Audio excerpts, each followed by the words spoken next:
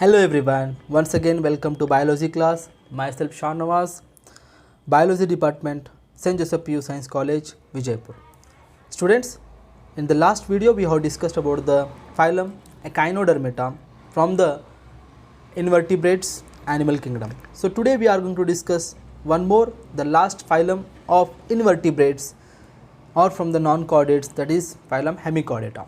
Students, what important Hemichordata going to show? What is its important characteristics? That everything we are going to discuss in this video.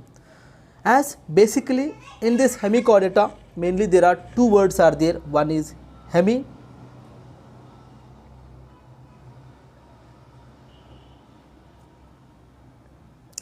one is hemi here, another one is chordata. So hemi means what, students? Here half. Basically hemi is gives rise what here, half, and chordata is nothing but the animals which possess the backbone. Students, the one important thing what we have to remember here, moreover hemichordata animals are at present there are only 100 known species are going to be found on the earth. Students, only 100 known species are there at present on the earth, as previously scientists were believing that the phylum Hemichordata was included as a subphylum under phylum Chordata. So previously the scientists were believed that this Hemichordata has to be a subphylum of phylum Chordata actually, but later on studies have given that this Hemichordata phylum doesn't come under in the phylum Chordata, as it is separately well defined phylum. It is been considered as, but later on the studies has given that the phylum Hemichordata has to be considered as a separate well defined phylum under non-chordata. So till today also what we are going to do, this Hemichordata is being studied under non-chordata, means Hemichordata is a purely non-chordata. Students, it is going to it is going to resemble the important characteristics of non-chordate. So that's reason it is been considered under a non-chordate only. Okay, so let's discuss some of its general characteristics, what exactly it is going to show. So general characteristics of Hemichordata here. So this phylum consists of worm-like marine animals. Students, the word indicates what here, worm-like.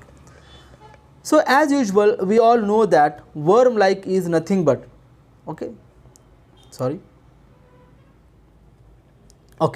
worm-like means what, students? Here, as you have previously studied about the earthworm, it looks like exactly this worm-like organism, means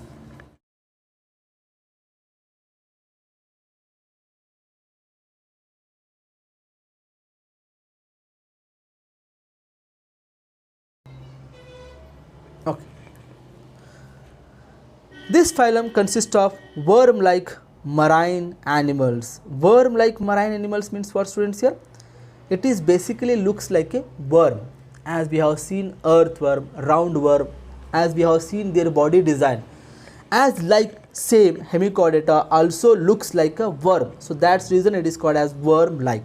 And here one more word what we have used, marine animal.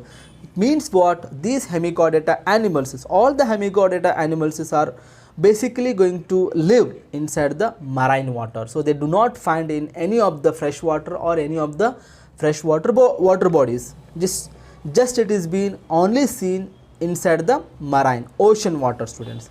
And here moreover what you can see here, basically the organ system level of organization is there. Organ system level of organization means what, students?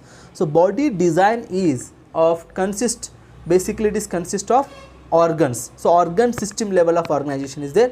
It means the functions of this Hemichordata, inside the Hemichordata, some of the important functions are being controlled by organs. So that's reason it is going to be considered as what, organ system level of organization. Students, as basically it is somewhat developed than other previous group of animals, so as it is being considered under organ system level of organization. So they are solitary or colonial. Moreover, you are already familiar with these all the words. Solitary means what here, single living animals. So preferably most of the Hemichordata live single, and some of the what you call hemichordata live colonial, means what here, group. So they make their own group and they are going to live. So they may be solitary, single living, they may be colonial or group living. Okay, now their body is bilaterally symmetrical. Bilateral symmetry means what, students? Basically what these group of animals is, body can be cut into two equal halves by only one plane.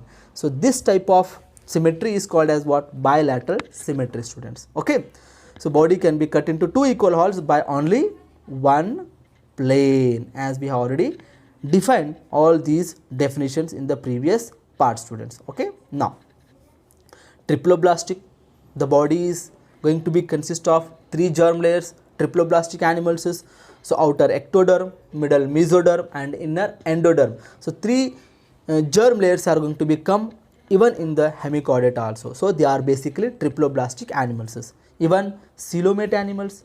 Coelomate means what?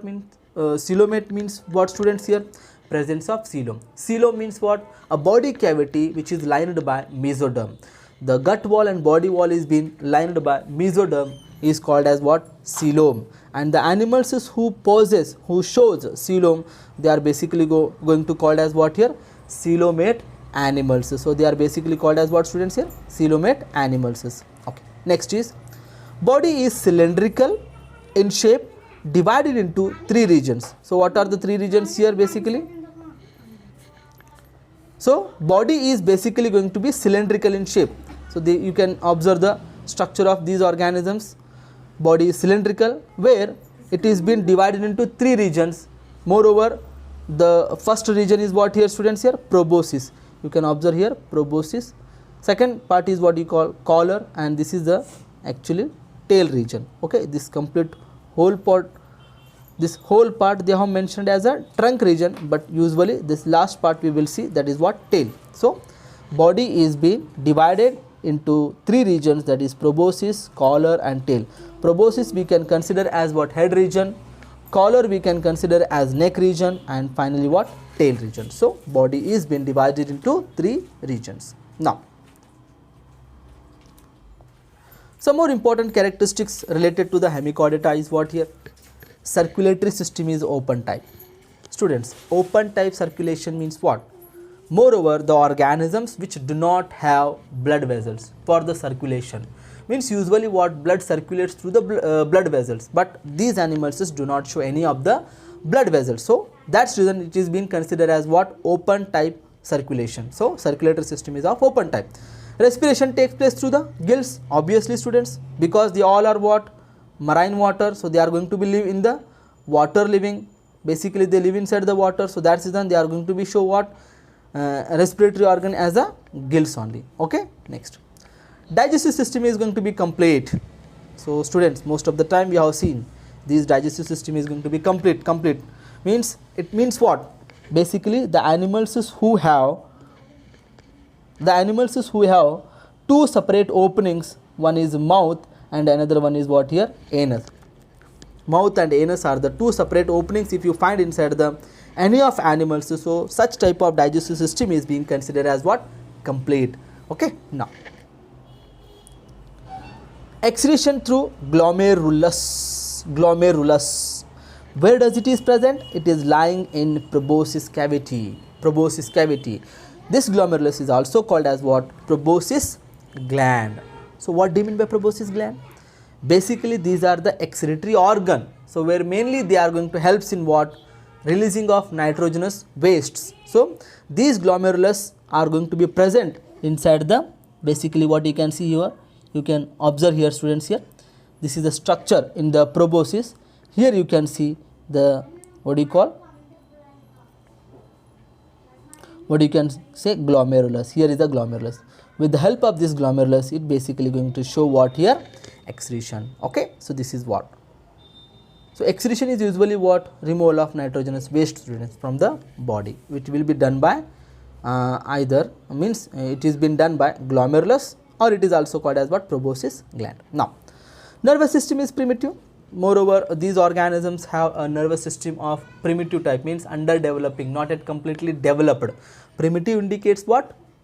not yet completely developed. So nervous system is being shown as a primitive, where it is going to show what its response to the stimuli will be very simple. So simple type of nervous system is going to be found in these group of animals. Okay.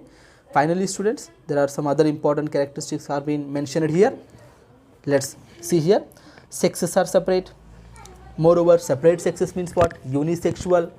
Male is separate, female is separate, or even they may be united, means what? Combined, means what? Bisexual. Okay, bisexual, as we have already discussed, even the hermaphrodite. Okay, hermaphrodite, bisexual, all are the same conditions. Okay, now mostly they show what? Sexual reproduction. Being separate sexes or being hermaphrodite, united sexes, they moreover shows what here? Sexual reproduction. So the fusion of male and female gamete is going to take place, and that fusion of male and female gamete is occurring external. So that's the reason we called as what?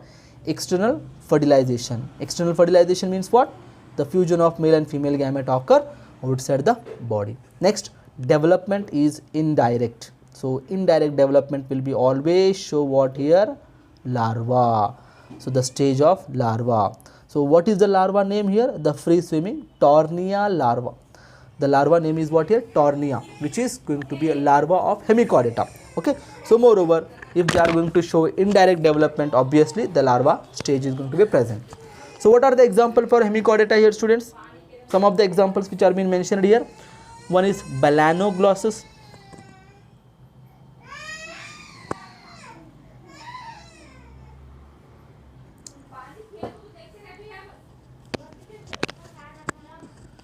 Balanoglossus is the example students here, as in the previous picture what I have shown, that is only the Balanoglossus.